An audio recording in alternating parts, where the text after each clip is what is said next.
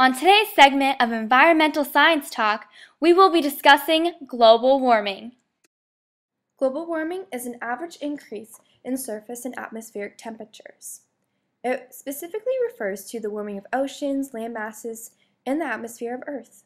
When the sun's radiation reaches our atmosphere, some of it is reflected back into space, and some of it passes through and is absorbed by Earth.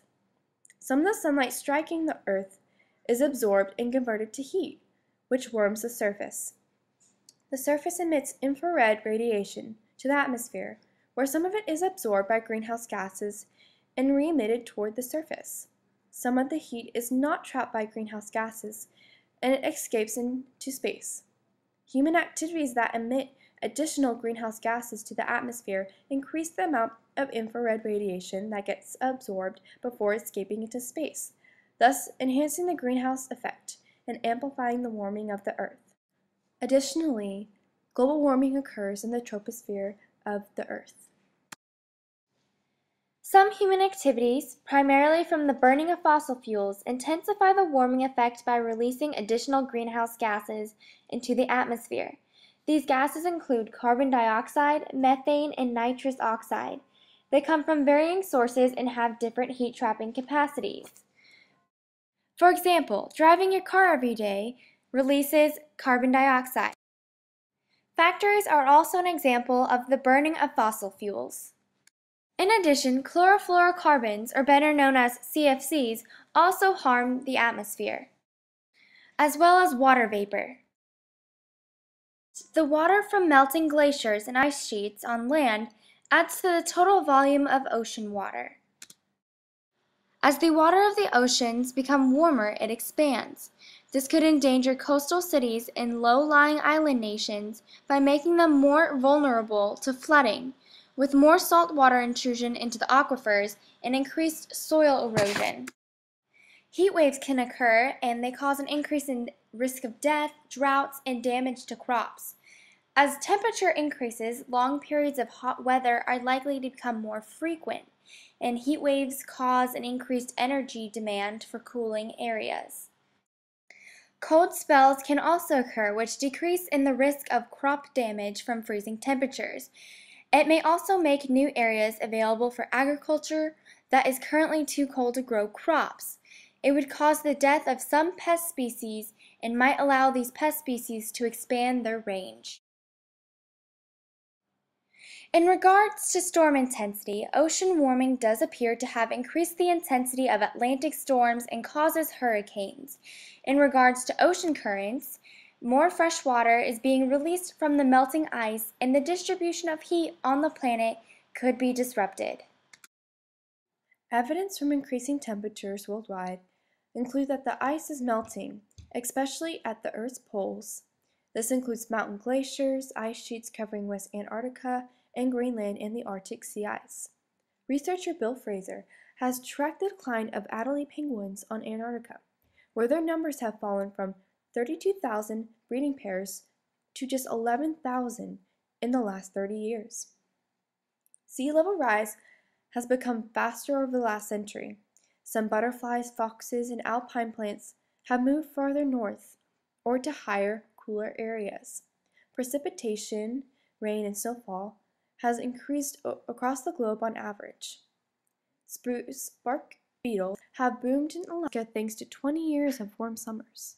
The insects have chewed up 4 million acres of spruce trees. Not only are we seeing a change in temperature, but we're seeing a result of the changes in temperature on ecosystems. Sea levels are expected to rise between 7 and 23 inches by the end of the century. Hurricanes and other tropical storms have already become stronger worldwide. Floods and droughts have become more common, and diseases have already started to spread into wider territories. According to this graph, carbon dioxide emissions, primarily from the combustion of fossil fuels, have risen dramatically since the start of the Industrial Revolution and is projected to increase.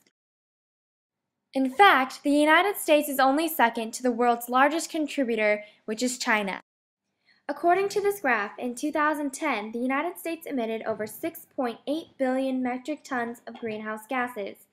Carbon dioxide accounted for the largest percentage of greenhouse gases, followed by methane, nitrous oxide, and other greenhouse gases. Total U.S. emissions for 2010 totaled 6,821 million metric tons of carbon dioxide and net emissions.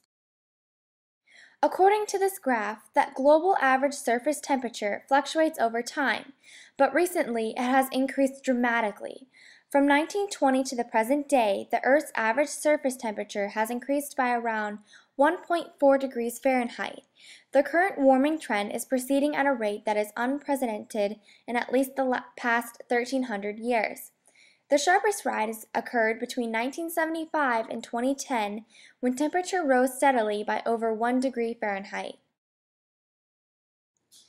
Skeptics' views range from many different levels of scientific knowledge and do form one unique consensus.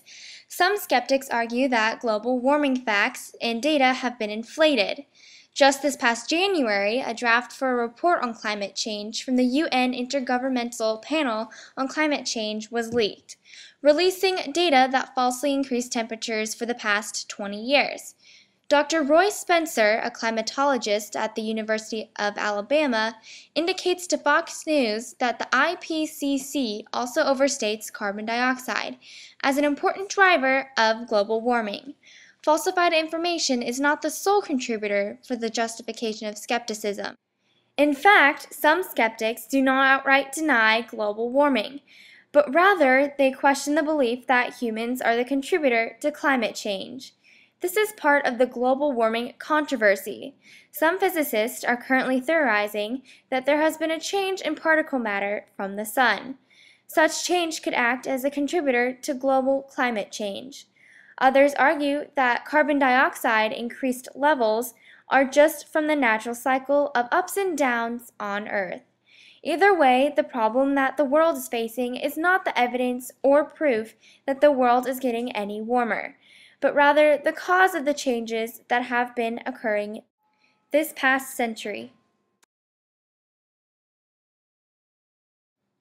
My belief is that global warming is not only just a reality for the 21st century, but is also a result of increased industrial activity from humans.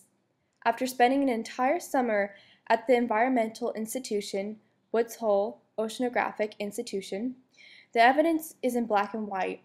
Carbon dioxide percentages in the atmosphere have increased directly with the increase in fossil fuels and industrialization since the 18th century. Even the jumps between the world wars can show that the industrial outputs in human history exhibit the need for industrialized goods and greenhouse gas emissions. Coastal shores have also changed. Scientists have been reporting and recording the changes in sea levels in the New England area, which have increased so much so that properties are endangered on becoming part of the ocean.